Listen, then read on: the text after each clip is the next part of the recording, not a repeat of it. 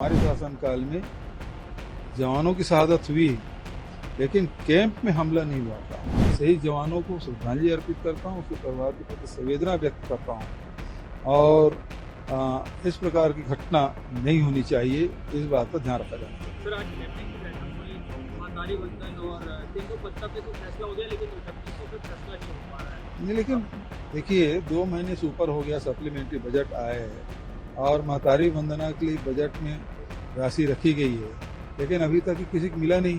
अपराध से मतलब नहीं है, उसके कांग्रेस से मतलब है, विपक्ष से मतलब है। ये आप बिहार और बंगाल होते आ रहे हैं, क्या माहौल है अभी वहाँ, और कहीं काफिला रोकने की भी कोशिश हुई क्या ऐसी चर्चा में? राहुल जी की जो यात्रा है और जबरदस्त सफलता मिल रही है, जहाँ जहाँ से गुजर रहे हैं हजारों, खासकर युवा वर्ग जो है वो जबरदस्त उत्साह है और सड़कों पे लाखों लोग आ रहे हैं।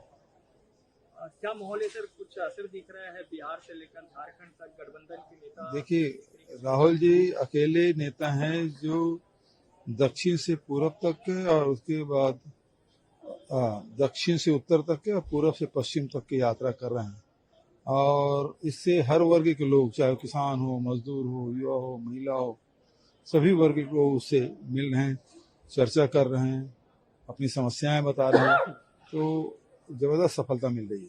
सर, ये अभी झारखंड में हेमंत सोरेन का इस्तीफा हो गया है और चंपारण सोरेन जो है वो मुख्यमंत्री बने। देखिए, जो हमारे राष्ट्रीय अध्यक्ष खड़गे जी ने जो बात कही है वो अनुभवी राजनेता हैं और उन्होंने अनुभव के आधार पर कहा कि 2024 का चुनाव है उस अंतिम चुनाव हो सकता है। ये जनता के लिए अलार्मिंग है कि जिस प्रकार से चुनी हुई सरकार को फर्जी केस में फंसा कर सभी, चाहे विपक्ष जितने नेता हैं, उसके खिलाफ कार्रवाई की जा रही है, तो ये प्रजातंत्र की हत्या की कोशिश है और बिना विपक्ष के ये लोग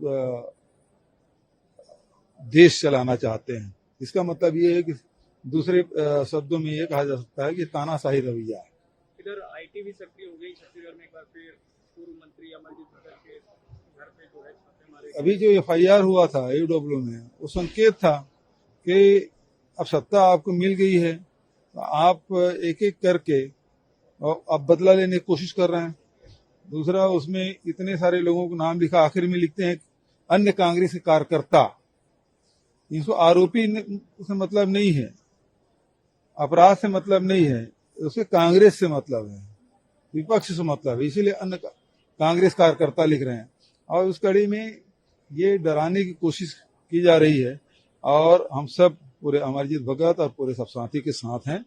जो भी लड़ाई लड़नी पड़ेगी हम लोग लड़ेंगे। सर, एक बड़ी नक्सल घटना हुई, 3 जवान शहीद हुए, 15 से ज्यादा जवान इंजर्ड भी हुए हैं। पहले सरकार कहती थी डबल इंजन की सरकार आएगी, नक्सल फ्रंट पे काफी काम होगा। गृह मंत्री जी कहते हैं हम टेलीफोन से बात करेंगे, नक्सलियों से वीडियो कॉन्फ्रेंसिंग से बात करेंगे, लेकिन ये है कि 5 साल तक के हमारी सरकार रही है। शासनकाल में, हमारे शासनकाल में जवानों की शहादत हुई, लेकिन कैंप में हमला नहीं हुआ था। हमने नक्सलियों के गढ़ में जाकर हमारे जवानों ने लड़ाइयां लड़ी, लेकिन भारतीय जनता पार्टी के शासन जैसे आई वैसे ही कैंपों में हमला होना शुरू हो गया। मैं वीर शहीद जवानों को श्रद्धांजलि अर्पित करता हूं, उसके परिवार के प्रति संवेदना व्यक्त करता हूं और इस प्रकार की घटना नहीं होनी चाहिए, इस बात का ध्यान रखा जाना चाहिए। सर, आज कैबिनेट की बैठक हुई, महातारी वंदन और 350 पे तो फैसला हो गया, लेकिन 3100 पे फैसला नहीं हो पा रहा है। नहीं, लेकिन देखिए 2 महीने से ऊपर हो गया, सप्लीमेंट्री बजट आए हैं और महतारी वंदना के लिए बजट में राशि रखी गई है, लेकिन अभी तक किसी को मिला नहीं। अभी तक नियम नहीं बनाए हैं, क्राइटेरिया नहीं बनाए हैं। फार्म तो उस समय 60 लाख लोग भरा लिए, खुद बोल रहे हैं भारतीय जनता पार्टी के लोग, तो हम तो उसको बांटना शुरू करें। कब बांटेंगे? अब 3100 के बारे में जब करेंगे तब करेंगे। वो तो उन्होंने कहा था कि हम तो नगद बांटेंगे, पंचायत में देंगे, लेकिन 3100 का जब महतारी वंदना का बजट में जब आप शामिल किए हो तो वो कम से कम मिलना तो शुरू होना चाहिए महिलाओं को।